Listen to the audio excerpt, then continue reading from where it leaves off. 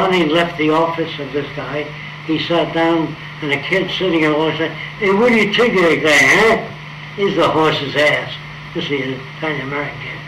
I went back to the social worker and said, "How'd you make out with Johnny?" I could talk with the boy, and we established rapport. I said, "How do you know that?" He says, "I felt it intuitively that I played the wire, but the kid calls him a horse's ass." He says, "That ungrateful little son of a bitch." I said, "Don't call him names. Say, I don't know how to get to John. I know how to get to Mike, William. I tried 4 different methods. None of them worked. That's the language of science, not calling them names." So he says, "Where do you get your information?" I said, "From the best lab in the world, right out there. You don't have to go to school. Watch people." So I said to him, "Give me 15 minutes with Johnny and watch what I do." He said, "If I did that, I'd lose my job. You're not even a social worker. You're not even a high school graduate." "That's fine." So he said, I said, "Look, Edison was a nothing. He gave us many different things. He was a failure in school. The Wright brothers were bicycle mechanics. They never knew anything about airplanes. But the experts used to write books on why man can't fly. The Wright brothers never read those books, but they didn't know that man could fly, so they built a flying machine. Alexander Graham Bell used to teach the deaf how to speak. He was not an electrical engineer. He made the telephone. So if you go on, Louis Pasteur was not a doctor. He was a chemist. How about A lot of people don't know that. How about Tesla? Tesla. He got no little recognition from Edison. Edison criticized him, bawled him out, treated him very badly, and he died with cerebral palsy. Feeding pigeons. You know, it was a shameful loss. Anyway, I don't want to go into all of that, but I want to tell you something. I want to tell you that the established institutions try to make people like the institutions. They want you to fit in with the established structure and setup. If they taught, like we would not teach a person to become an engineer or a scientist without studying anthropology, sociology, environmental, different cultures, how we arrive at how we get to be the way we are. Otherwise, if you just make a rocket expert, you say, "We want a new warhead." So one will land in Germany, the other in Spain, and the other in Italy. The engineer finds that fascinating to do it. He's dumb. Yeah, he should study other cultures. So he says, "I don't work on stuff like that." When I got into the Army, they drafted me, by the way. And they said, "Can you make a bomb that explodes sideways instead of up?" I said, "I have the slightest idea how to do that. I know how to do that, but I won't." You understand? Okay. So when we teach people in the future, we teach them about architecture, cities, how they evolved, that there's no best of anything. There's always moving on. So there's no hatred. When you meet a person you don't like the way they behave, you don't say, "The goddamn bastard." You don't have those feelings. You understand that's where they're coming from. He's a hard head. You know what I mean?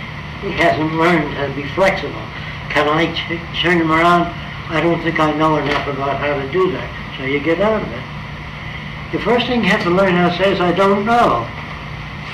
When the government said, "Can you put a man on the moon?" the scientist says, "I don't know." "What do you mean you don't know?"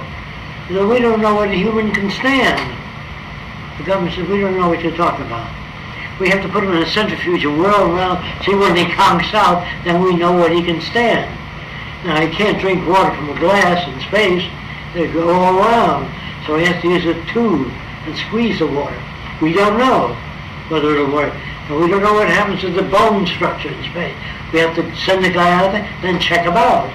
Do you understand what I don't know. That's a wonderful tool where you learn. When you got a hard head, it's the greatest country in the world, no matter what you say. See, well, this is a sick person. Conditioned to the extent when they're rigid. Okay. That's why I prefer speaking at schools, at universities. A lot of people my age died years ago. They live in the past. When I was 21. When I was 21, I was a horse's ass. You know, as you get older, you read up, keep up with things. You know, old folks sit in rocking chairs talking about the good old days. I'm not interested in that crap. So, how old are you? Well, how do you feel? What do you do? Do you keep up with ideas, or do you ride the same loop? You know what I mean by riding the same loop? Right. So if you keep up with your kids after you get married, talk to them. Ask them how they think, how they feel about it, so you don't become the old fart. Do you know what I mean? So they look at you a different way. So I'm trying to give people the best tools I have. So I'll open up this portion and tell you that when we're invited to another country, we show them a 15-minute or 14-minute film of what I can do for them. That's to get my foot in the door. What I say in the film is not true. How to build cities that'll sell and buildings that'll sell. That's to get my foot in the door in different countries. Now they invited us to Turkey. Now they're building a Venus project in Turkey. And they're starting a university Venus project studies. Now, this is what I want to do to all the countries I visit with Roxanne. So I want to show you the 15-minute film just so you know what we submit to other countries. I'd like your reaction. Would you mind, Roxanne? All right. We'll tour the place later.